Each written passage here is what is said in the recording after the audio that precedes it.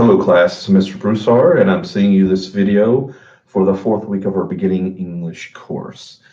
First thing I want to let you know is that we were closed completely as a campus for the last 2 days, and then I was not here on Monday. What they initially were going to do was have us here until noon, and then we are going to go virtual for Monday afternoon, and then they decided to completely close everything off on Tuesday and Wednesday.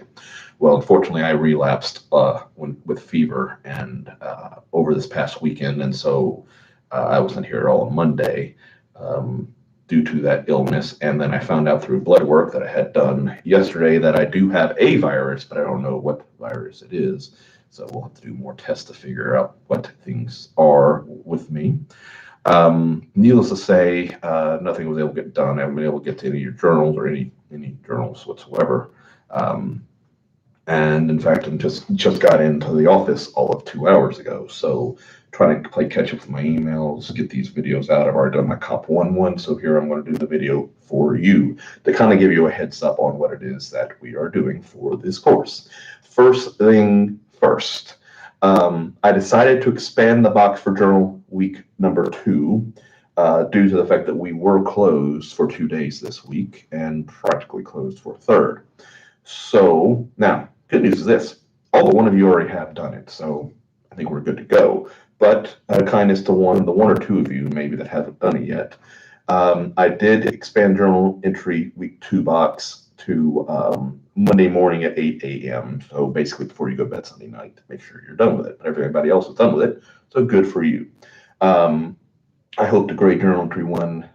Probably not going to happen today because I'm already wearing down. But maybe tomorrow, if I'm feeling as refreshed as I have been this morning, and even yesterday morning, I was much better. Hoping for that, but unfortunately, I learned last week. Basically, I pushed myself too much, and it caused me to relapse. So I need to make sure I don't do that anymore because it's not fun. But the journal I've moved to 8 a.m. Monday morning, so before you go to bed Sunday night, make sure that's done. The 1 or 2 of you still have to do it. Due to that fact, we will not have a extra journal this week. So journal 3 won't be for another week after that, so we're fine. Also, because you do have 2 assignments that are due this week, and they're the only things that you'll be doing this week, but they're rather important. One is the illustrative reading quiz. So I'm clicking on here just to let you know the information. The information is in the box itself. What you will do is you'll turn to page 135 and 136 of chapter 8 in your textbook. You will see the question. You'll see a short little paragraph there to read, and then you'll see the questions after it. You don't have to write out the questions, just write out the answers. Though on number 2, you may notice there's these subheadings to the question itself. You might want to type out the subheadings. And then give your answer immediately after, just so we know what your answer goes to which of those subheadings on number 2. But you don't have to write the whole question of 2 or any of them. Just maybe do the subheadings so it's clear to me what answer goes to which subheading. So you have those 4 questions. You answer the 4 questions on 135, 136 in chapter 8 of the textbook. Again, I've moved this to Tuesday, September the 22nd at 8 a.m. So before you go to bed Monday night, make sure you've answered these. What you'll do is you'll type out the answers and then send it to me through Canvas. You have a box here that you can download, like you download all of your other work. You'll download these answers, and then I'll grade them sometime next week. So the illustrative reading quiz is pages 135 and 136 in chapter 8 of the textbook. Answer those 4 questions. Maybe do the subheadings on number 2 so it's clear. Make sure you do the answers. You don't have to write the questions, though. It's due Tuesday, September the 22nd at 8 a.m., so get it done Monday night. So that's one of the assignments. The other assignment is the biggie, and that is the illustrative rhetorical mode paragraph that you have. I've gotten this question from a couple people. Topic, whatever you want it to be. All 3 rhetorical modes works, the 2 paragraphs and then the essay, which will be your final exam. You will choose your topic. I'm a big believer in having the student choose the topic. Back to my Comp 1s, 3 of the 4 essays they write in that. The student chooses the topic. And considering these are all online, even on that 4th one, I give 2 movies for the students in that Comp 1 course, but due to certain online restrictions, they aren't always able to see it. So I sometimes even give them the freedom to compare and contrast the 2 movies so long as I approve of comparing and contrasting. I like to give the students the choices. I always initially thought of it as giving you the freedom to write about what you want to write about, and I still think that's an important thing. But what I've also learned is that a lot of students are very overly dependent on their instructors, or in most of your cases, high school teachers, telling them what to write about. It's a cheap way of getting work done early. Well, I'm a big believer in making you think whether you like it or not. And a major way of doing that is having you determine what you want to write about. I also believe that you will be more motivated to write beyond just wanting to get a good grade or make me happy or make, a loved one, parent, child, significant other happy with your good grade. Whereas the true motivation, the true purpose of your writing is to express yourself through the rhetorical mode that has been given you. So you will choose your topic.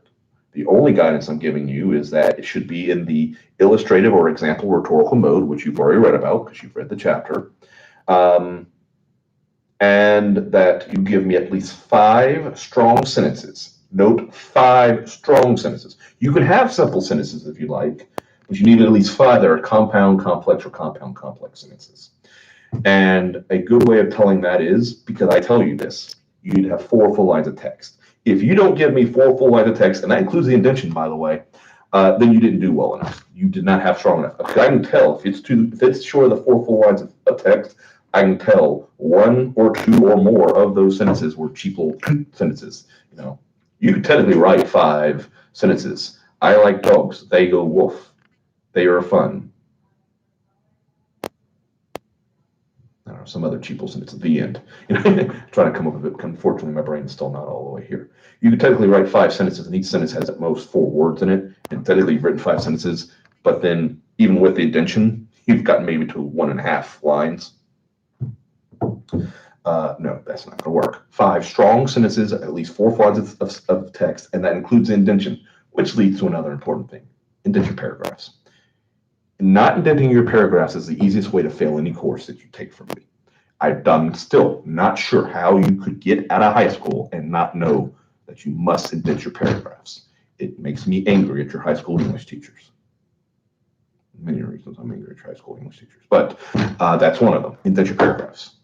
You must indent your paragraph. And a full indentation means there are 2 ways of doing it. The simplest way is hit the tab button. Hit the tab button, boom, it moves over fine.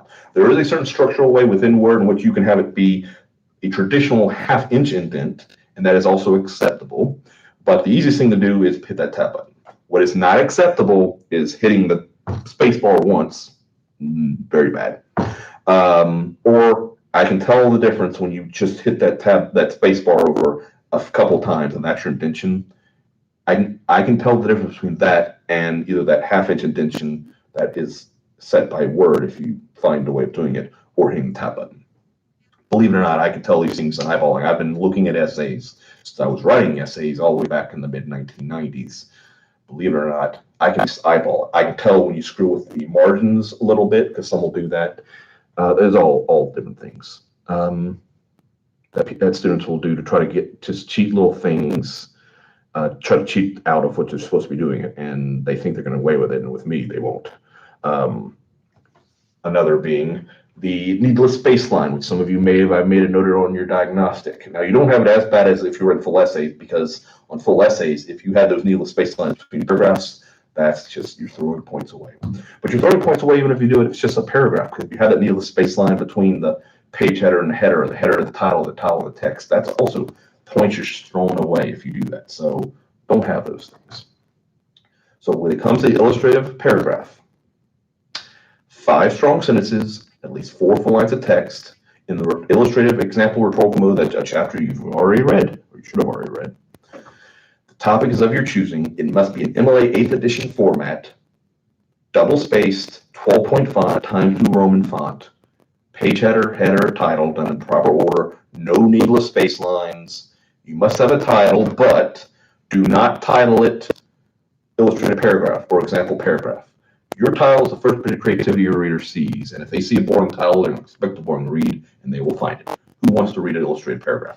I'm paid to read illustrated paragraphs, and I don't want to read illustrated paragraph. Also, if you do title, don't be boring with your title in general. Don't have it be overly simplistic. And I won't count this off in the first 2 journals, but I will in the future. With the journals, don't have your title be the question, that I gave you to answer, nor have it be journal entry 1, journal entry 2. Again, who wants to read that? Even worse, don't do both those things at once. I'll tell students not to do one, not to do the other, and they'll do both, and then wonder why they started out with 15 points gone out the window. But even worse than that is not having a title overall, because that's 20 points out the window on any composition you write for me. So make sure that you do what is asked of you. And again, when it comes to the illustrated paragraph, 5 strong sentences, 4 full lines of text, indent the paragraph, no needless space lines, MLA 8, Times New Roman, 12-point font, double space. Set your double space before you start writing, because if you don't, it might switch back. And then it looks weird when you have it properly done and it's not properly done. Or if you ask much if you didn't have it done altogether, but it'll still hurt you. But all these things are mandatory. If you don't do all of these things I just said, you're throwing away points. And there are certain things that if you don't do, it's 0. Like if you don't have your name on it, it's 0. You'll be like, but my name's in the canvassing. I don't look at that. I can't count that. I have to treat the piece of paper as it's shown on my screen as that is it. And if I don't see your name anywhere there, full name. By the way, first and last name. First and last name. I'm acting like somebody just threw paper at me.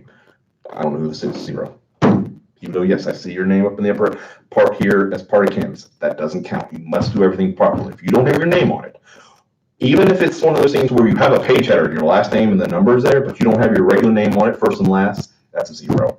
These are basic things that you should have learned in elementary school, more or less gotten to college, and still don't know how to do. So make sure you do these things and do them properly. So again, to reiterate what you have to do, I've expanded journal entry 2 to where it is due, let's just say Sunday night. And again, I think, I'll go ahead and click it now. Only one of you. Actually, check the 2 of you. There are 2 of you. I will say who, but your names are closer to the end of the alphabet. You owe me, but here's the good news. Because of this hurricane, you can go ahead and do this journal. Go ahead and get it done. And then you have, let's go back here, the illustrative reading quiz, which again, pages 135 and 136 of chapter 8. Read the paragraph, read the questions, answer the questions. Don't have to write the questions, but answer the questions, typed and turned into Canvas in this Dropbox here. So try to do me a solid, and at least on number 2, don't write the whole question, but maybe write the subsets to the questions and then answer that after the subset. So put the subset colon and then answer afterwards, just for my own sake and well, for your sake, for the grade. That is due Tuesday, September 22nd, 8 a.m., so Monday night before you go to bed. And then the illustrative rhetorical mode paragraph, which is also due, actually, that is due. Actually, it looks like I did. I gave you an extra 24 hours on that. So let me see again just to make sure. Yeah, so that is Wednesday morning. The illustrative paragraph final submission for grade Wednesday morning, September the 23rd at 8 a.m. So get that done before you go to bed Tuesday night. So before you go to bed Sunday night, get journal 2 done. Before you go to bed Monday night, get the illustrative reading quiz done. Before you go to bed Tuesday night, get your illustrative paragraph done. And again, the illustrative paragraph, you will choose your topic. So I hope all of you are doing well. I hope you all made it through the hurricane okay.